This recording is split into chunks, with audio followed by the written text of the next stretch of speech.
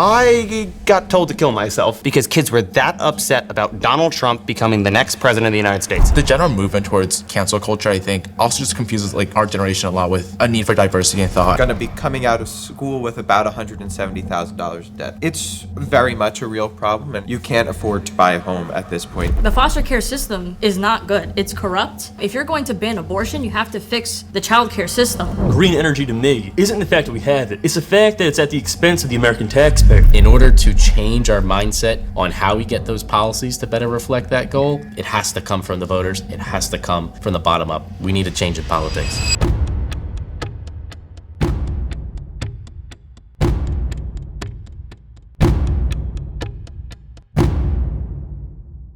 So we're here in New Jersey talking to people in their 20s, a great group of people who've come together to discuss the issues going into the 2025 governor's race, representing people of your age demographic. And let's start off by everyone saying their name, your age, and something about yourself. So I'm Kyle, I'm 21, I go to Seton Hall, and I've worked on campaigns for most of my adult life. I'm John Ranzia, I'm 19, and I lead the College Republicans at TCNJ. My name is Josh, I'm 19, I'm a freshman at Princeton studying public policy, and I was part of the high school Republicans. Hi, I'm Natalie Bover. I'm a student at Drew University. I'm 18 years old, a double major in political science and psychology. I'm a volunteer EMT and United States Marine Corps officer candidate. Hi, I'm Aiden. I'm 20. I'm a student at Rutgers right now, and I ran for a seat on my local Board of Education. My name's AJ. I'm at Villanova Law School right now, and I started the first political talk show at WMSC, which is Montclair State University's radio station. Awesome. Well, I want to start off by having you guys raise your hand when I mention a few issues. When we polled young people and asked them the issues that they're most concerned about in the world of politics.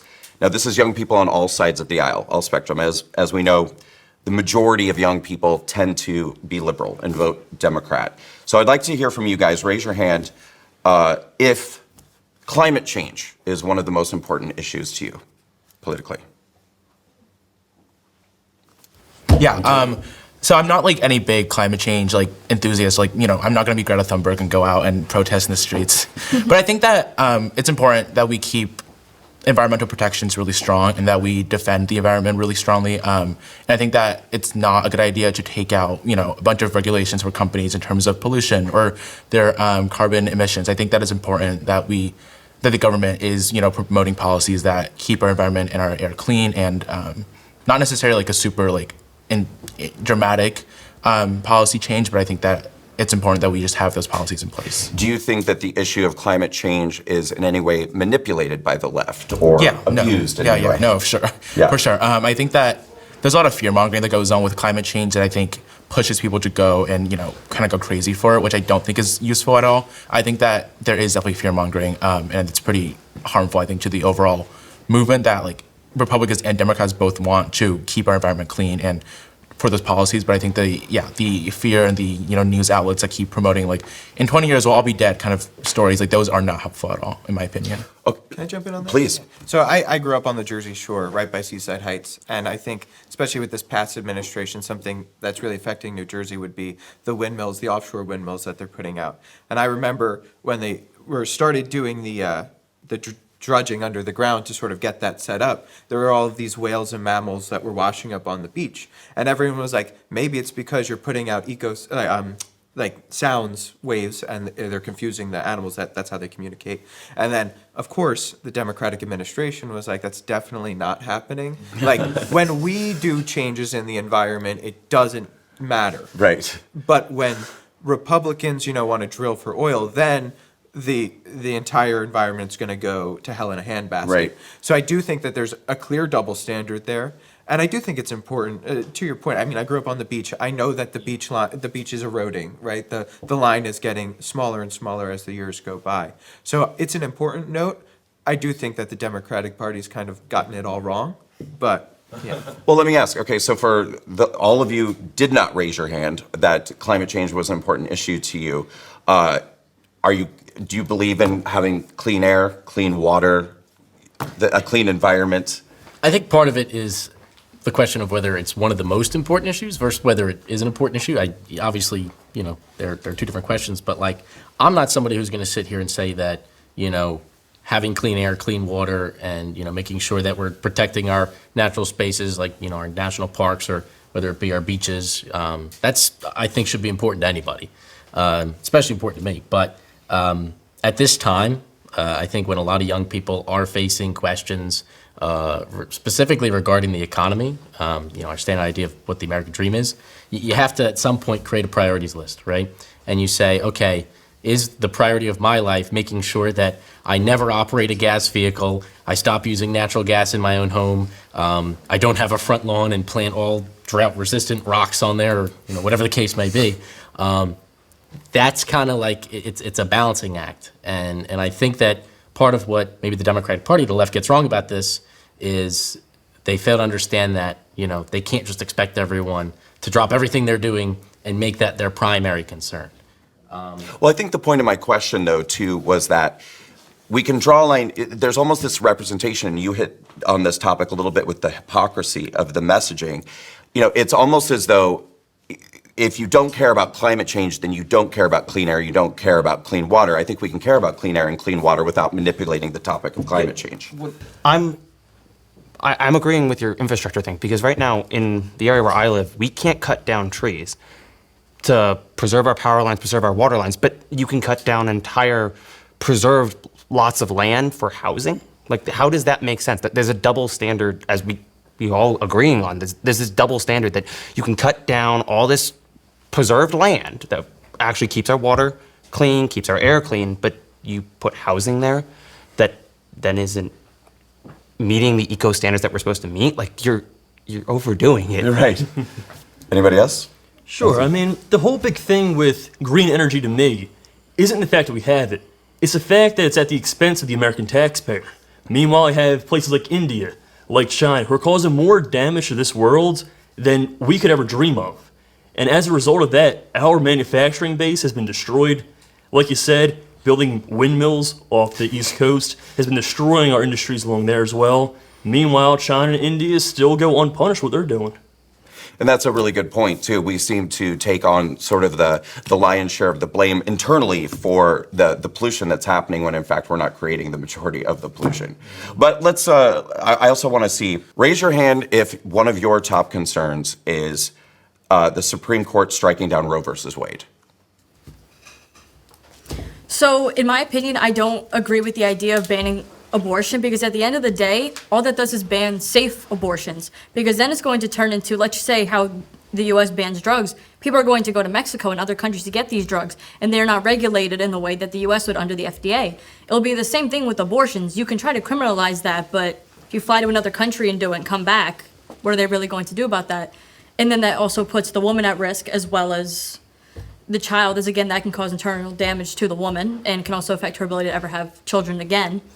And I don't agree with the idea of, like I said, completely banning it. I think that there should be some kind of limit. I don't think you should be able to abort a 6-month-old fetus. However, I do think there should be at least 3 to 4 months. That's about the time a woman can figure out if she's pregnant or not. And at the same time, I don't think that abortion should be used as a form of contraception, because some women use it like that. However, I do definitely think that 6-month limit, let's say if that is the limit, that, hypothetically, that should be exempt in cases of sexual assault, or if it is a minor, because at the end of the day, a minor having a baby will destroy them health-wise, and then that puts the child in a situation as well where they're now being parented by a young mother. Usually the father is not around. And at the same time, people will argue, well, put the children up for adoption. At the same time, though, the foster care system is not good. It's corrupt. And at the same time, if you're going to ban abortion, you have to fix the child care system. I think that we should have maybe incentives, for example, like in other countries. My mom grew up in Uzbekistan. They had free daycares for children.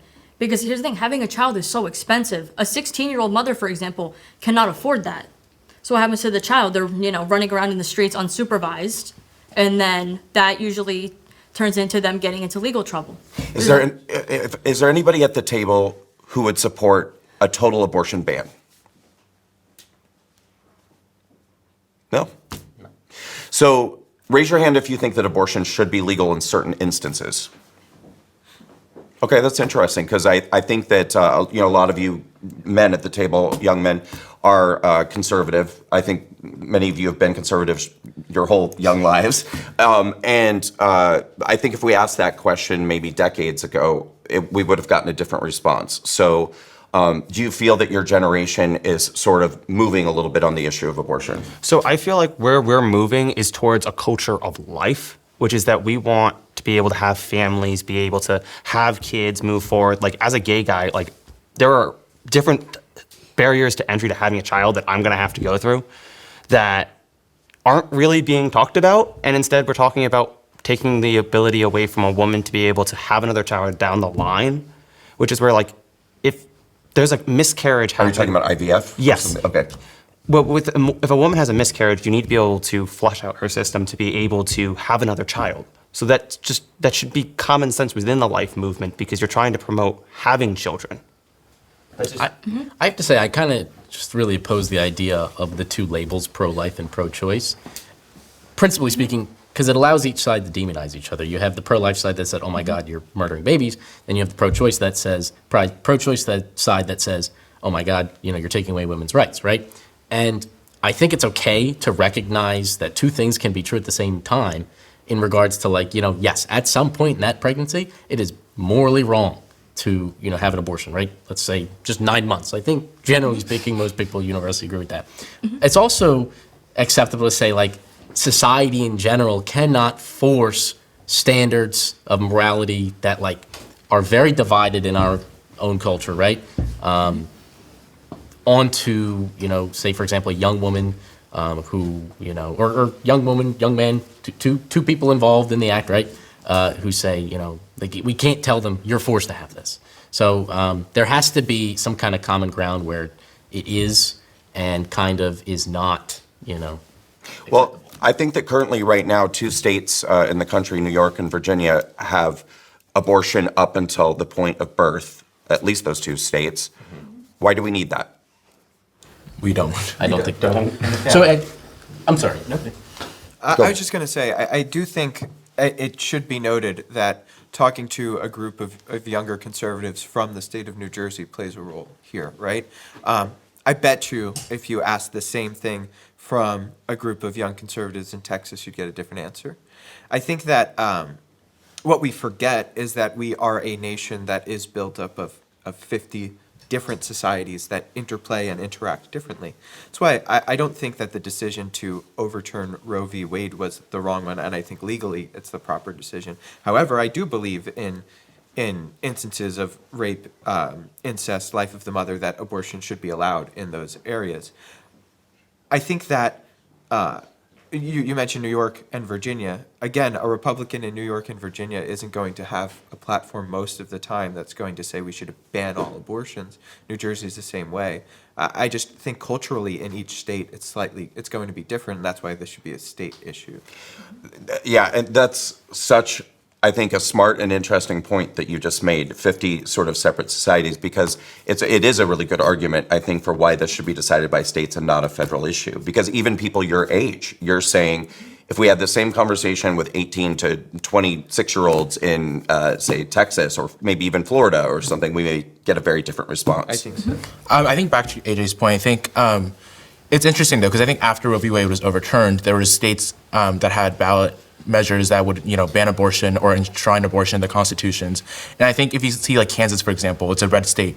Even in Kansas, the right to ban abortion or the ballot measure to ban abortion was defeated very astoundingly, right? So I think that there is a larger question that is Republicans aren't doing enough to support women who do want to carry the baby to term, or there aren't policies in place that really give women the ability to support a baby at a young age or in a poor financial condition. So I think that there needs to be more done in terms of policies that allow mothers to buy diapers, or that there's subsidized daycare, or that there's child tax credits. I think the government needs to be doing more to support families, and I think it needs to be more than just talk. I think a lot of people say we're pro-family, right? The Republican Party is a pro-family party overall, but I think there needs to be policy that's being done and put in place that really does allow women to carry a baby to term if they want to. I think that we need to be there to support them in their journey. Natalie? So I have to say that the main argument for the pro-lifers, doesn't make a lot of sense. Like, their main argument is that, oh, well, it's against the Bible, it's a sin in Christianity. My response has always been, well, not everyone here is a Christian. The United States has a separation of church and the state. And the pro-lifers' argument of saying that abortion should be illegal because of the Bible saying that it's a sin to have an abortion, doesn't that reverse centuries worth of work to separate the church and the state? Do you consider yourself to be a conservative? Yes. You do, but not a biblical-based conservatism. I would agree, yes. There's so many different kinds of conservatism, too. I agree with that. I agree with that, and I don't consider myself to be a faith-based conservative.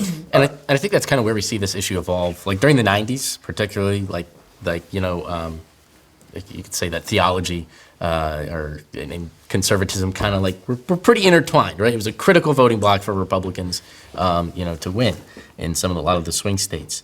And kind of speaking to that, I think that's part of what our generation might be shifting the view on. In recent years, religion actually has been, the rate of religious people has actually been increasing amongst young people, even outpacing people in Gen X, millennials. And I think that's probably part of just a greater cultural shift. That doesn't necessarily mean that we see a shift in our social policy, right?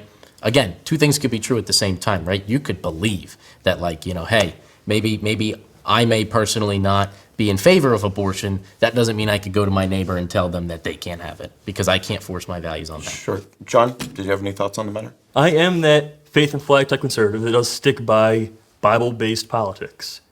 That being said, I do recognize the need for abortion in the three instances that Reagan stood by, being rape, incest, life of the mother.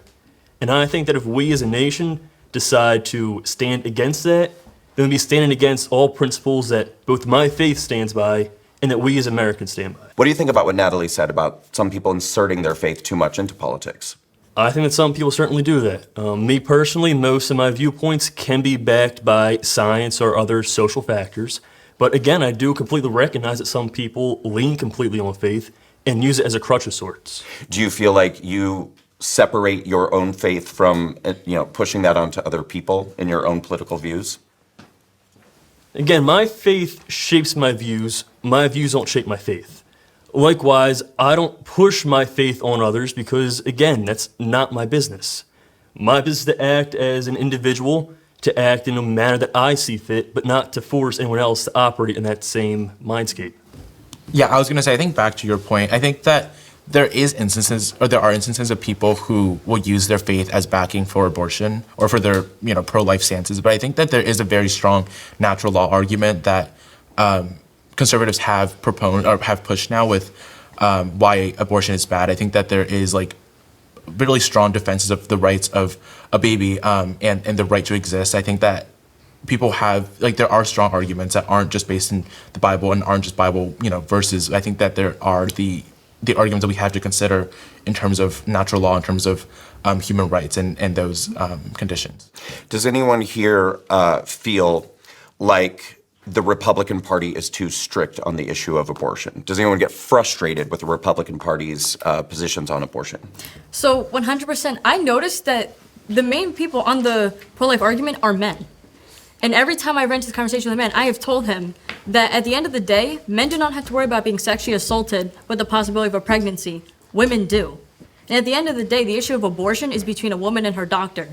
Well, yes, if the man is the father, he can have a say in that. But at the end of the day, if a baby is born from, again, sexual assault, there is a very high chance that child will most likely be neglected. The statistics of that are through the roof. Did I hear you react?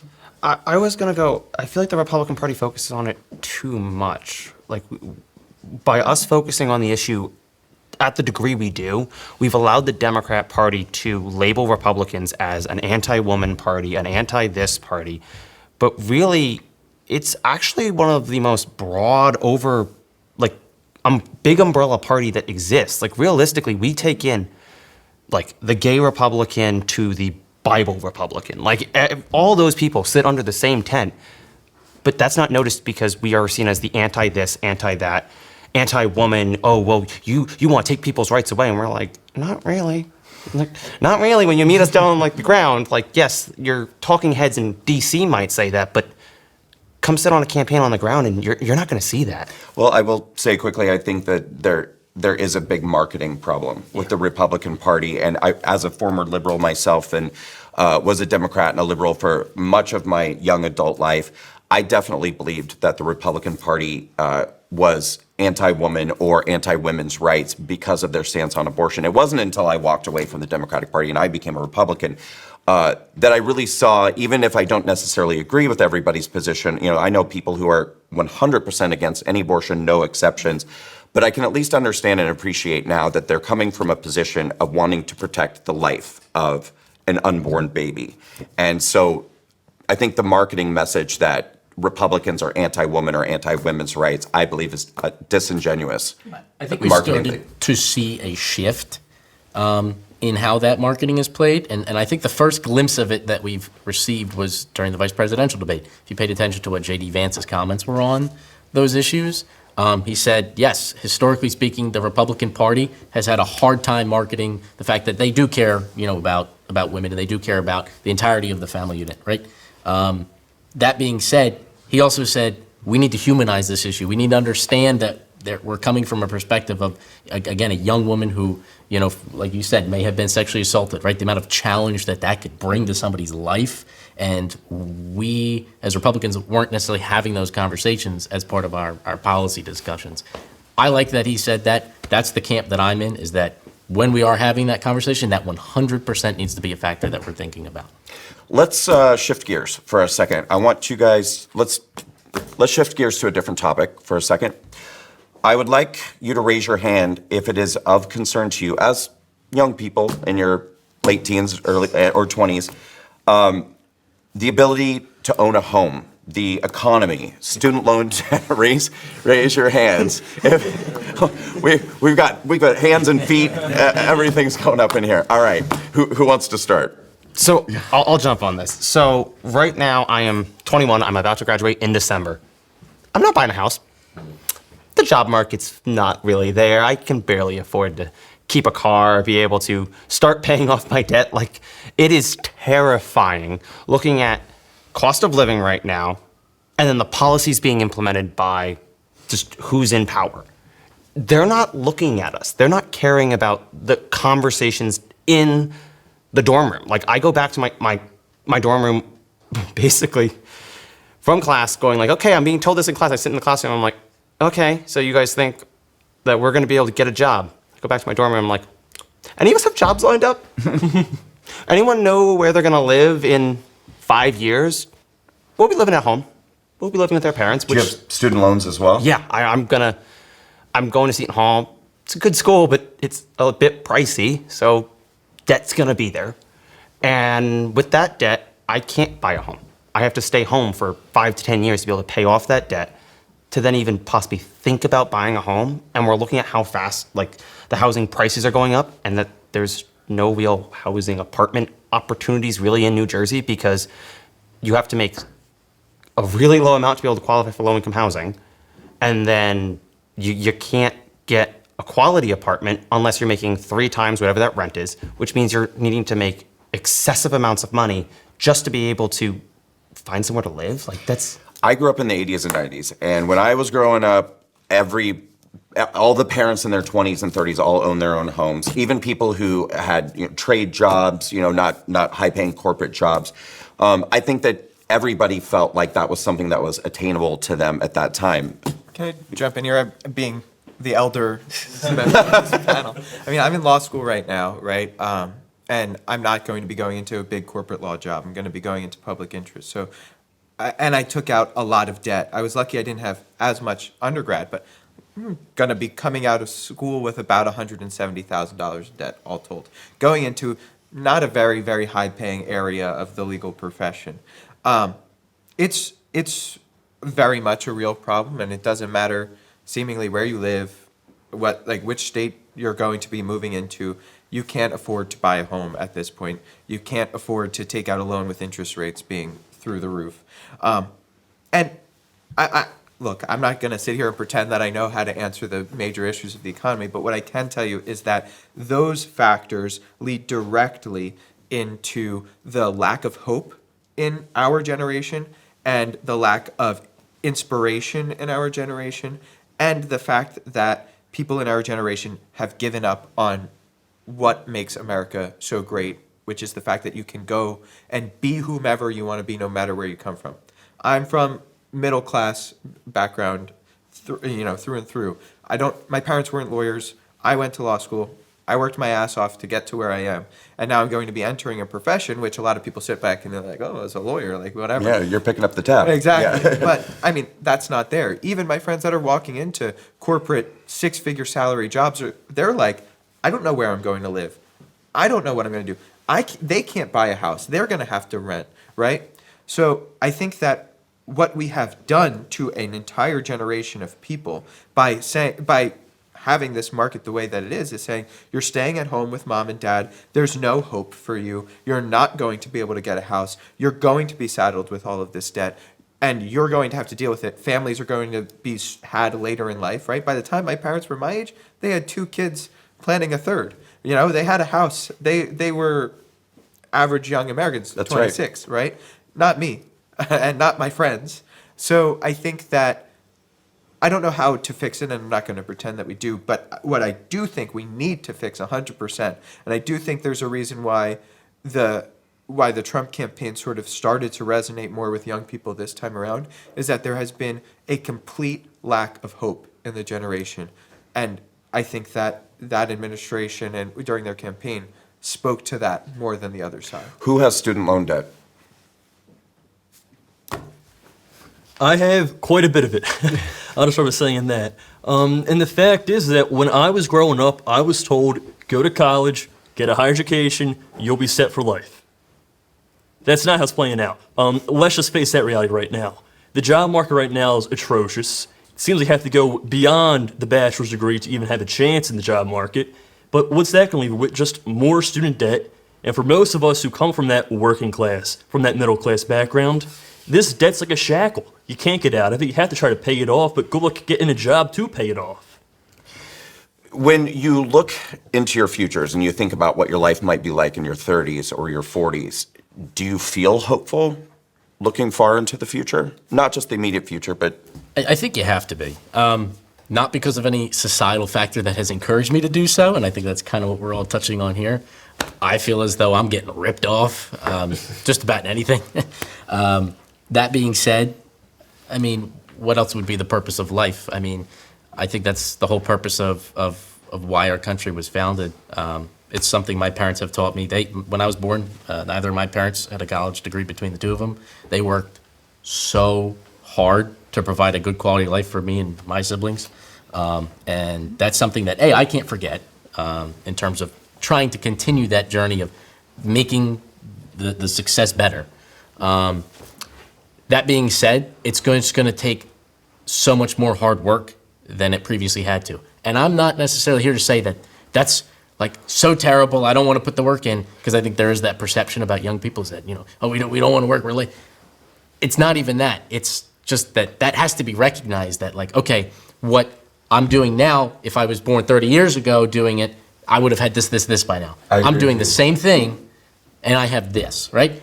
And again, I'm not here to compare apples to oranges, but like it's just a fact. No, I agree with you, because I actually think what you're describing is when I asked the question about, looking into your 30s and your 40s, and you say, yes, we have hope, but to me, that's a different kind of hope, because, it's one thing to look into your future without a giant, mountain in the path and say, if I work hard, I can attain this, and this will lead to this, and this will lead to this.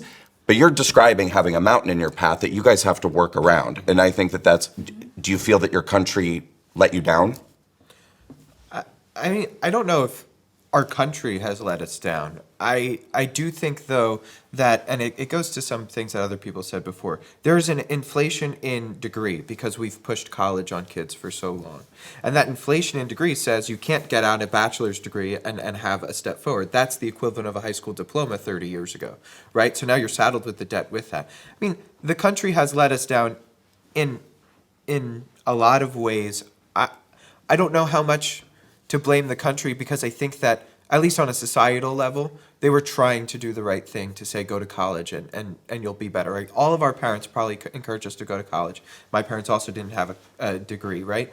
Because that's what they were told. And we've created, by wanting better for our children, this reality of a degree inflation. I think that's the best way to put it. So I come from a family of immigrants on my mother's side of the family. They're all from the Russians from Uzbekistan. And my mother went to college there, and she came here. She had the equivalent of a bachelor's degree in English literature and essentially like a liberal arts degree. She came here, and it was thrown out the window. My aunt has a master's degree from Uzbekistan in water resources engineering. She was a manager at Marshall's for 8 years because her degree meant nothing here. And my dad, he went to NYU's business school, and he got lucky in the fact that he worked in construction prior as a laborer. He came out of business school and then went to the business side of construction. And they both tell me, like, okay, go to college, you'll get a job right after. And it's like, I would look at jobs, and they would say, just for entry level, you need 3 years of experience. But how are you supposed to get 3 years of experience if you need 3 years of experience just to get that entry level job?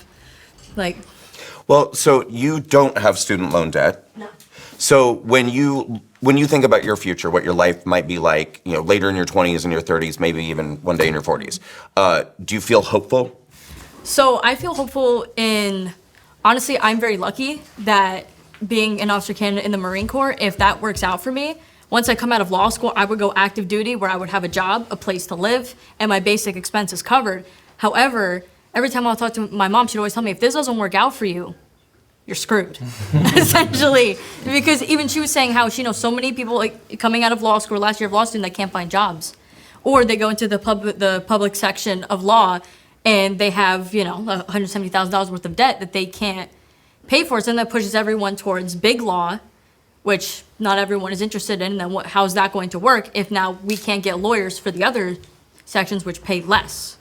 Let me ask, can anyone here speak to issues within the state of New Jersey, specifically policies, or you're laughing? So, property taxes. Okay. Housing affordability, right? I didn't even have to finish the question. No, yeah, and I don't mean to No, give you're a small fine. remark or anything, but I sit on a school board. I see this policy perspective as to what entities are placing those property taxes on those houses, right? We have the most property taxes, the highest property taxes in the nation. We know that.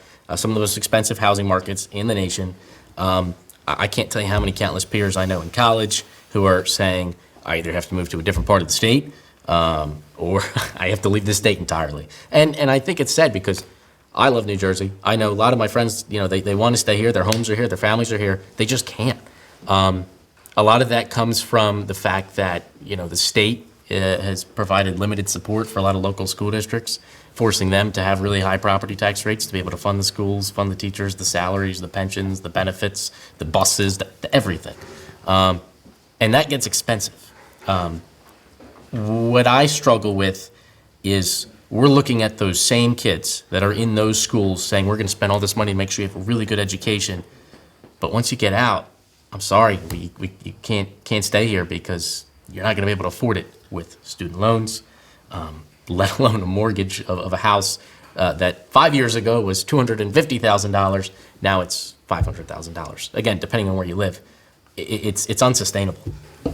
So I've been watching this at the local level back home for me, which is Hunterdon County. It's considered one of the most wealthy counties in the state, but it's really not ready for anyone to move there. Our infrastructure grid is overly developed on. Our property taxes are going through the roof. I've been sitting at local board meetings listening to my local neighbors come in and go, hey, my property taxes just jumped from $10,000 to $25,000. And they are looking at it going, why? I can't afford this. What answers are they getting? So the answers they're getting from the local level is it's not our fault. It's someone else's problem. It's not us causing it, it's them. It's all this pointing fingers and going, well, it's not your town, it's the school board. So go yell at the school board. It's not the school board. No, it's the county commissioners. It's not them. It's the governor. It's this person. I'm like, can we all stop pointing fingers and take responsibility? And that's where for me, I'm just sitting here going they need it. Do you have opinions about why this is happening? I really believe it's just because we don't be accountable. Young people aren't standing up and going, hey, I'm going to sit on the board, which is where I have immense respect for anyone who sits right now elected. Like, I plan on running myself to get into office just so I can go, hey, listen to us, listen to our generation, listen to the voices that you don't really care about until it's November 4th and we need to go vote. And here's a fancy piece of paper that. So your goal is to get into government? Yeah. And to try to make a change? Yeah. Anybody else want to talk about New Jersey policies? Yeah, I think back to Kyle's point, I think there's a problem within the state as a whole where we vote the same way, but we have the same problems over and over again.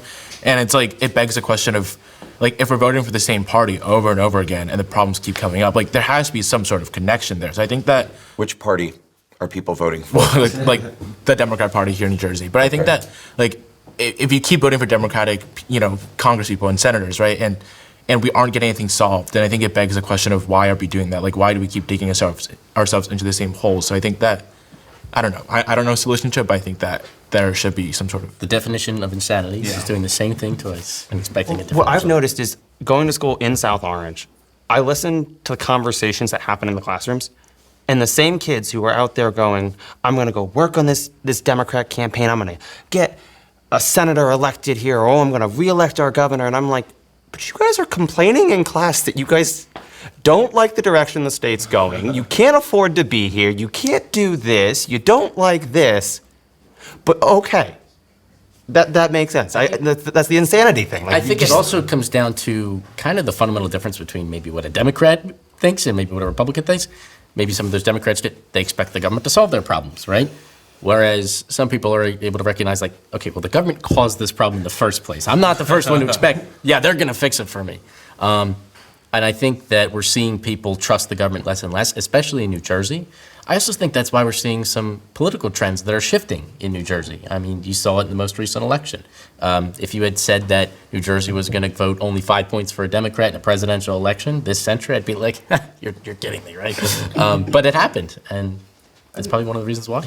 I think we're also, maybe we just don't know, I think we're forgetting that it wasn't that long ago that a Republican governor in the state of New Jersey had a 60% approval rating, and that was Chris Christie, right? I also think that what we are also neglecting, and maybe this is a conversation for later, is that in college, if you are a Republican, you're a bad person, right? And it's that simple. So it's not like, hey, I don't like the state, the direction the state is going in, so I want to vote or run this Democratic campaign. It's if I ran a Republican campaign, I'm the worst person you've ever met in the history of the world. That's going to be our next topic.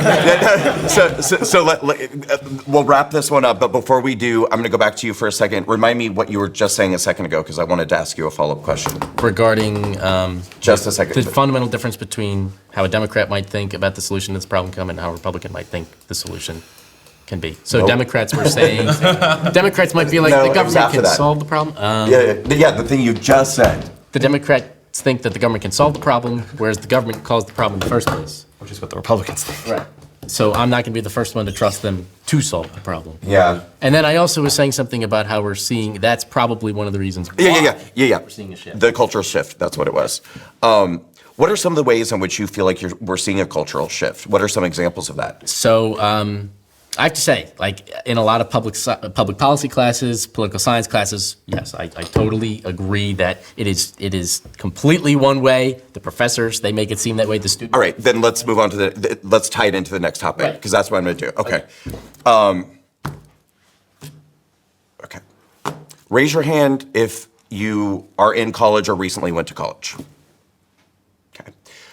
Keep your hand raised if you feel like there is a significant amount of leftist indoctrination in your school. Okay, we've got feet going up again. We've got everything. You dropped your hand? I don't know. At Princeton. I was going to say, I don't know if it's leftist and I think the college I go to, which is Princeton, I think that they have a very strong commitment to free speech. And I think it's more than just like, oh, they say it in like events and stuff. I think they really like play it out in class. I think that any class, I've only been there for 2 semesters, but I think every class I've taken, there's never a sense that like you can't share your views. And maybe it's just like the kind of person I am where like I will share regardless, but I think that they do a really good job of ensuring that like if you're conservative, your views are at least like you're free to share them, and I think they support. We have a lot of like way more than you'd imagine conservative groups on campus, and the school supports them pretty well. And there's a very fair culture. So I don't know if it's like leftist indoctrination sounds just very like harsh. I think the label, right? So like maybe the institution itself doesn't have this contract with the Democratic Party. Like, all right, you're going to get us this many Democrat voters every year. So like I hear what you're saying. I do think though that there is an absolute tilt maybe in the hiring. So they're hiring predominantly from liberal people to be the professors, right? Who teach things or present facts in a certain way that you're like, oh my God, Republicans are terrible. That being said, I do think that our generation, and this is kind of what I was getting to with regards to the shift, they're a little smarter. They're like, okay, well, you know, I think we see people doing more independent research. People who are looking into things more, and that's probably because social media has exploded how much information is available to people, right? Do you In think both that's good and helpful? bad ways. Yeah, okay. In both good and bad ways. Most smart people who are paying attention to these issues are going to be doing their own research. That being said, when you go, say you go to your average fraternity on campus, I bet you 9 times out of 10 you're going to walk in there, majority of the people in there, or sorority, are going to probably be, you know, either split or more conservative. When you look at it at a granular level, what the actual campus consists of, I hate to use the term silent majority, but you know, it might not even be a majority, but you're still definitely seeing young people who are like, no, I could tell that my professors or democratic institutions, right? They're not in line with necessarily how I feel. So I'm going to try to look at it in my own light. You had a strong reaction. Yes, so at Drew University, if you're a Republican, it's like being undercover in enemy territory. I wish I was joking when I said that, because every single professor I've had, except maybe 1 or 2, have been so obviously left-leaning that, for example, the day after the election, I came into my freshman seminar class, and there were people bawling their eyes out over the election, the professor included, and there were only 2 of us in that room not crying. Both of us were Republicans. You know what happened to our grades because we weren't crying? Dropped. I was getting high 80s on papers. The second the professor must have figured I was Republican because I had no reaction to the election, like, you know, God bless America. So my papers, the grades started dropping to like low 80s, high 70s. And the other guy and I, we had the joke, like, oh, professor figured out we were Republicans. This is shocking. See, and the follow-up question I was about to ask you all too, and I know you want to make a point, is if you've ever felt like you had to compromise your values in any way to get a grade, you know, because I've heard from a lot of young people that they felt like when you know, doing their assignments, they felt like they had to write a certain thing or say a certain thing, knowing what the professor's going to respond to in order to get a good grade.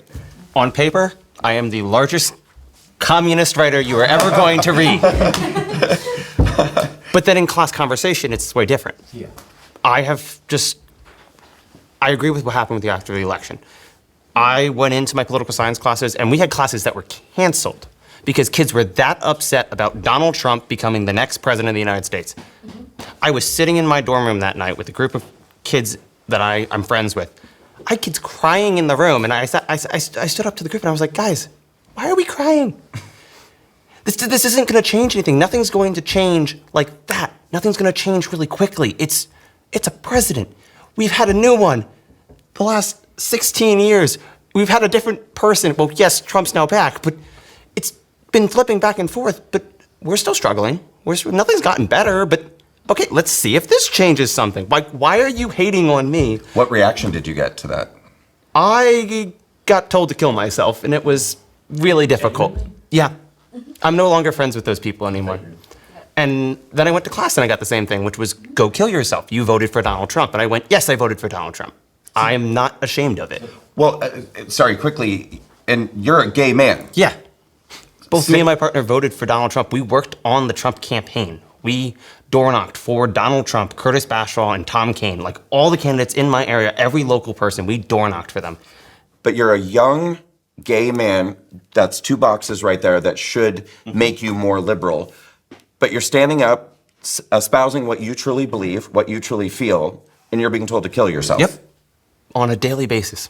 And it only stopped after I went to the president of my department, which he was really sweet about it. He went, I don't agree with anything you think in your politics, but you shouldn't be dealing with that right now. He's like, there is a respect that needs to be given to you because you deserve your place on this campus the same as every other student here. So like my school stood up for me, but it still happens. They're still going after me.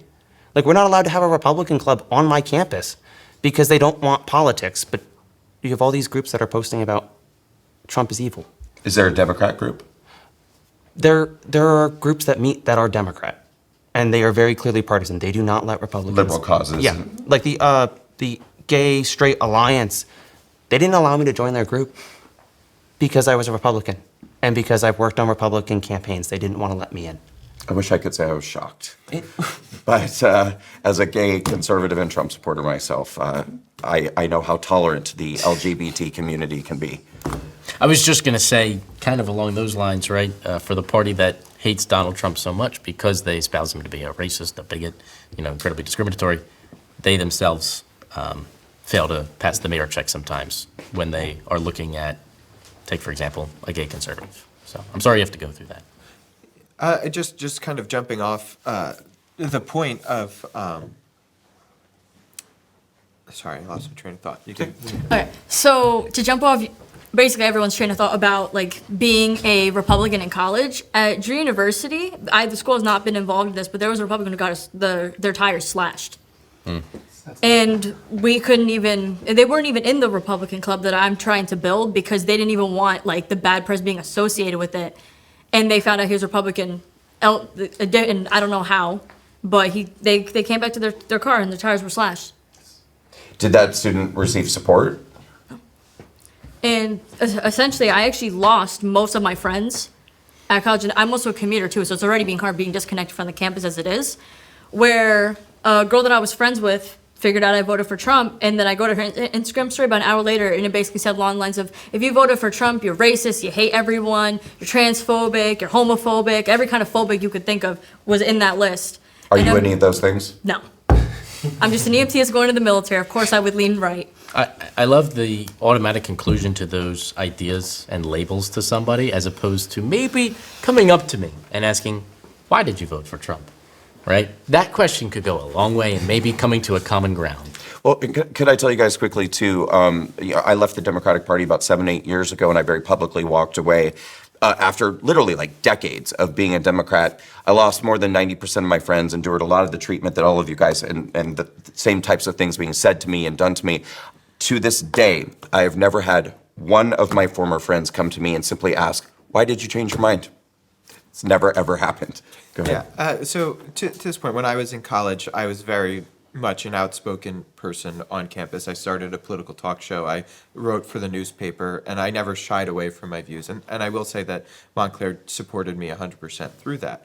I will also say that a lot of times people are scared to talk because they are scared of these social backlashes. But in my experience, as the person who did get out there and proudly said what I believed, not only did I get a lot of support from people who agreed with me that wouldn't say it, where they would, sneak into a back alley and be like, I agree with you, like, thank you for speaking up. But what I can say is that as long as you approach, or as long as I approached the topic with as kind and gentle of a manner as I could, I will say at Montclair, at least while I was there, I never had a problem with anybody saying anything. There would be disagreements. We would get into verbal altercations quite frequently. But I would say that the respect always maintained, as long as I could maintain the respect, which I think I did a pretty good job of doing for most of the point. And I haven't had those experiences directly, but there is a certain bent, and there is a certain you are always the in an enemy territory when you're walking around. Yeah, I think part of it is also a mindset thing. I think that, yes, college campuses are more liberal, they're more Democrat, they lean that way. But I think that if you approach it that way, you're gonna encounter more problems. I think that there has to be a shift in conservatives' mindset that people here might be liberal, but they don't necessarily hate me right off the bat. I think that if we go into it approaching it with what AJ was saying, with grace, with evidence, with your own perspectives, and you say it in a correct way, I think that you can really foster a lot of. I've had a chance to really defend my views. Because people are like, why did you vote for Trump? Why are you in college Republicans? Why do you do these things? And I think that through those questions, and if you also approach it with the same the same perspective and the same I'm here to learn kind of energy that those people are also going in with. I think that those can end with really productive answers, and you get to know the other side a lot better. So I think that like conservatives on college campuses can, I think, maybe use a little more wisdom with approaching these problems with like, how are we going to manage debates? How are we going to manage disagreements? Than just, oh, like, they already like don't like me. And, you know, You have people telling him to kill himself, and calling her a racist and a Nazi. So it's hard to foster that good spirit sometimes when you have someone literally telling you to go kill yourself. I think it takes some sort of wisdom between judging who is like more crazy and like will say those things and just stay away from them. Period. I think that's my opinion. Than people who will vote for Kamala Harris but will also like sit down and talk to you. I think two different types of people. You got to just use your judgment and. Fair enough. Yeah, so I lead the college Republicans at the College of New Jersey, TCNJ. And while the administration has backed us, has supported us, and has allowed us to flourish on campus, the reaction from the student body has been anything but. People in my organization have been spit at, we've been cursed out, and there have been death threats made against members of my organization. While it's not a top-down thing, it really is a divide in our generation. And I think the whole social media landscape is leading to this polarization, but just from a Gen Z perspective, it's getting a little bit scary out there.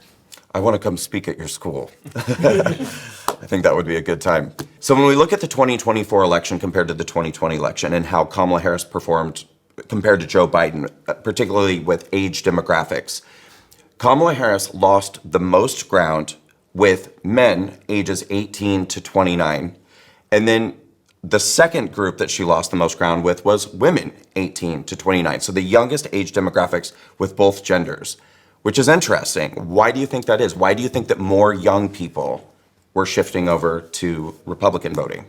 We'll start with you. I'll start with saying this. I don't think it was Kamala Harris. I think it was the Democratic Party.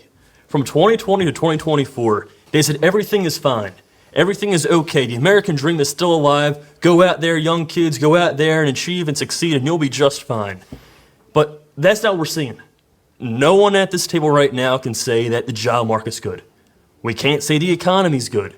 We can't say that any of the promises or any of the statements that the Democrats made in that 4-year span were right. And I think it's just us as the youth seeing those promises be broken, seeing those words be so empty that led us to the Republican Party.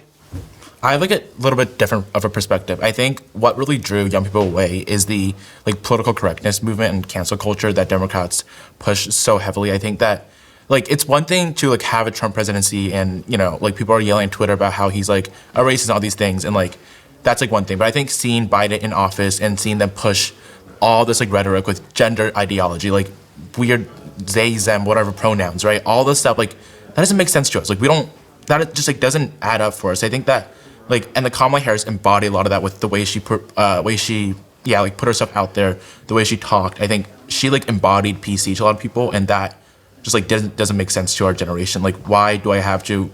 Like, why are there 10 different genders now? Why are there? Well, I want to ask you a follow-up really quickly. So this is interesting to me because a moment ago we were talking about, wokeism and leftist indoctrination on campuses, and you were kind of saying that you feel like at Princeton it's not that bad. Honestly, I kind of expected that maybe you wouldn't be somebody who objected that much to the radical gender ideology, but it sounds like you do.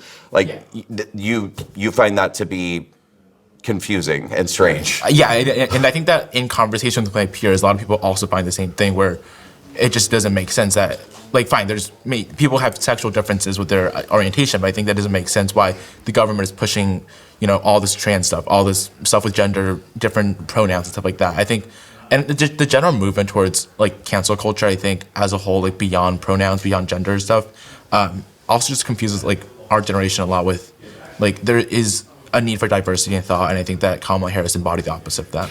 Do you think that even more liberal-minded students on your campus object to this sort of like modern trans movement?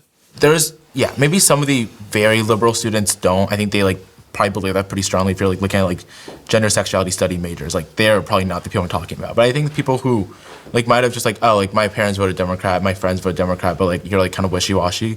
I think when they really like see Kamala Harris talking and like see the stuff that's going on in the government, they're like, oh wait, that's like not what I actually believe, and that causes them to think a different way and kind of challenge your own views. Interesting. Go ahead, Kai. So for me, it just feels like it's just hate. Coming from the Democrat Party, it was hate. Is America's broken, America can't do this, America can't do this. And all I saw from the Trump campaign was, we're going to, and I love the slogan. I like the slogan back in 2016, 2020, make America great again. There was hope. We talked about earlier, like the idea of hope when it came to like buying a home or where we're gonna be in 30 years. There was hope in that campaign. There was a young vice presidential candidate who could articulate. He could talk on the issues, and the Democrats picked someone who wasn't picked in the primary, and then a governor that no one knew and kind of rambled on random stuff. And I go to school with Democrats. I heard all of their appeal points for them, and it was just, there was nothing for the working class person. Like, Trump promised tax cuts on tips and overtime and Social Security, and I was like, wait, that's money. So did Kamala after Trump did. Yeah, but I was like, okay, so you're now ChatGPTing Trump's campaign. This is not how this works. We are in the modern age. Let's have different opinions and admit when the other side is right and don't just try to steal it. And by the way, I did feel like her campaign was a giant psyop. It was like they literally just took Trump's entire campaign and just painted it blue. Yeah, and it was like, okay, if you're gonna do that, vote Republican.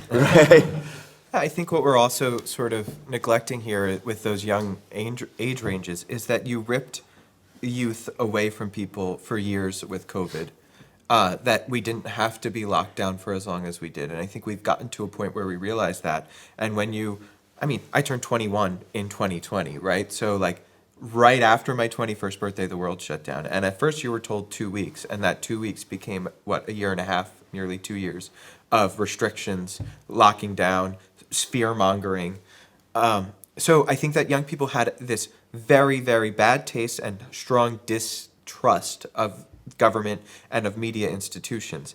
All of that confounding with the rise of new media, podcasting, Joe Rogan, obviously, and on top of that, just the Biden administration encompassed what DC blob politics is as a whole, right? Where they might smile to your face, but they'll call you evil names, and they don't care about the working class, and they don't care about anything. I think the biggest thing, and maybe I'm wet on this issue, but the biggest thing that changed the Trump campaign to winning the hearts of young, especially working class people, is when he walked into that McDonald's and said, "I'm here to work." And then somebody, I think this is one of the most beautiful pieces of political campaigning I've seen in my lifetime, is a man rolls up to the driver's window, the drive-through, and he says, like, "You're amazing, I'm nobody, and you're Donald Trump, you're amazing." He said, "No, you're somebody too." And I think that that's the difference. That's why young people went there. They saw somebody that said, hold on, this man, this billionaire playboy from New York City cares about me more than that other ticket. Good. Okay. So I'm going to pick up from there then. So how do you feel like your generation perceives the media? Do they trust the media? Not at all. I mean, listen, you watch the evening news, that's one thing, right? That's probably more local stuff, but I can't tell you a single one of my friends, neighbors, community members in my age range that will watch CNN, MSNBC, Fox News, like cable television, it's not it. Do you watch Fox News? No, I don't. So you don't like really the mainstream media on either side? It's not even that I look at it on either side. I look at it as they're both giving me a regurgitated opinion and expect me to repeat it. And to me, that goes against everything that should go into common sense thinking. I'm involved on a local level, so I pay attention to a lot of local news, a lot of state-based news. But nowadays, right, most people, I think in our generation, we do get a lot of our news from social media. And I said earlier, that has both good and bad consequences, right? You could know pretty much as soon as something happens because you get an X notification. It's like, oh my God, right? Now, whether people know to be like, all right, well, is that actually true or not? That's the other aspect of that. And I think that our generation, right, we have this unique ability to kind of sense like frauds, right? We have this unique ability to be able to be like, nah, I don't trust Why do you think that is? I think it's because of how information is portrayed to us, right? So being kind of in this cesspool of social media, where we have to practice those kind of like, intuitive, investigative ideas of being like, you have to second guess everything. And I think that's also especially true because I think we're part of a larger period of time where we have so much promise to us. And we kind of were talking about this with the American dream, the economy aspect of things. And we're slowly coming to the realization of maybe that promise was made without a guarantee. That you just connected a whole bunch. Yes. You just connected a whole bunch of dots for me just by saying that, because I look at your generation and the conversation that we've had today, and the promises that I think were made to your generation that you're now looking around and asking, are these promises going to pan out? Is this true? I think it does create a certain amount of discernment from your generation that perhaps my generation didn't have and the generations above. Perhaps then you apply that to the media and you start asking yourself all the time, are any of these people being honest with me about anything? And I think that's a sense of skepticism that so many generations didn't have. My generation, generations above, a generation below, I think fell prey to a lot of manipulation, a lot of deception, a lot of brainwashing. But I find it really, really reassuring to believe that your generation may not fall for all of the propaganda and fake news and might be much more skeptical about what the media is telling them. So I actually want to argue the opposite. So I see a lot of people in my generation, from people my age, and so you know how there's a stereotype where like the older generations, they'll see something on Facebook and they'll think it's true, and they go spreading it around, and then they go tell the people in our generation. You ever notice most people in our generation get their news from TikTok? We're no different, not like we, but just in general. Like those people are no different than the people in their 50s seeing stuff on Facebook, reposting it, thinking it's true, and then arguing with everybody in the comment section. TikTok and Instagram have basically been the same thing for the younger people. Like I see this all the time from both sides, honestly, not even just the Democrats, just the Republicans, that, like I said, they'll see something on TikTok, think it's true, and then probably repost it so then a lot of other people see it. And it's always going to be that one person in the comment section to be like, are you sure about that one, buddy? And then, like, I'll see this too, and I'll be like, yeah, that doesn't really sound right. I go to Google it, and I'm looking in 4 or 5 different, like, news sources. Like, I tend to, like, my parents have always been like this too, where we watch Fox, we watch CNN, I see the New York Times, I see News 12, and I, of course, see social media. And then you kind of manage to put, like, a cohesive story together from all 4 or 5 sources from different sides. But most people just see it on TikTok, think it's true. Like I said, repost it, and I'm like, you sound like a Facebook mom. And bam, we've got a story.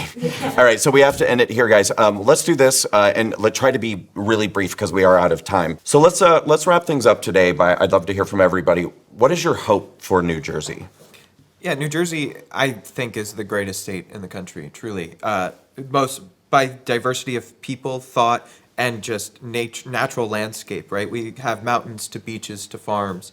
I think that New Jersey has the opportunity to be a drawing and a calling card for the American people because we offer everything that every other state has and more.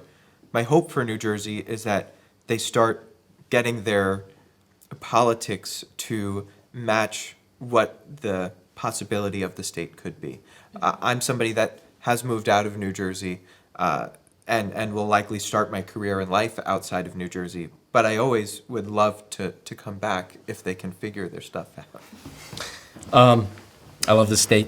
I don't want to leave it.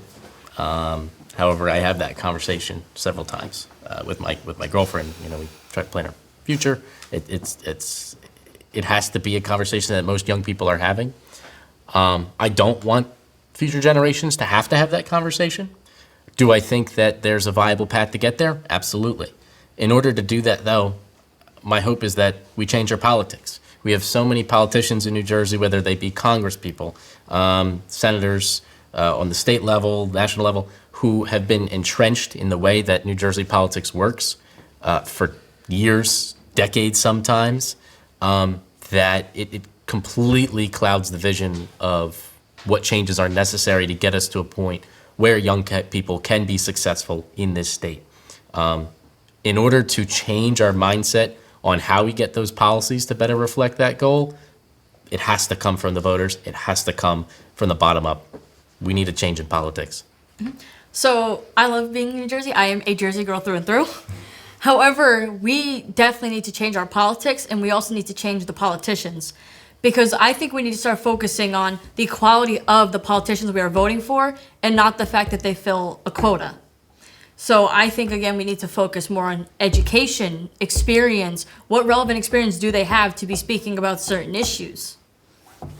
I think, yeah, same as what they were saying. I think my hope for New Jersey is just a change of politics. I think that, like I said before, we've had the same people in office for 20 years now. Nothing has changed. We need some sort of change. Again, it's been said before, I'm going to say it again. I love this state. I love these people. I just hope this state can get the whole economic crisis together, get the housing crisis together, and can make New Jersey a place that's not just affordable, but that we can thrive in. I am a Jersey boy. I grew up here. My family's from here. My grandparents are from here. My great-grandparents are from here. New Jersey has the grid, has the ability to be the best state in the union. We should not be 49th. We should be number one, and we will be number one. We just need to change our direction. Thanks, guys.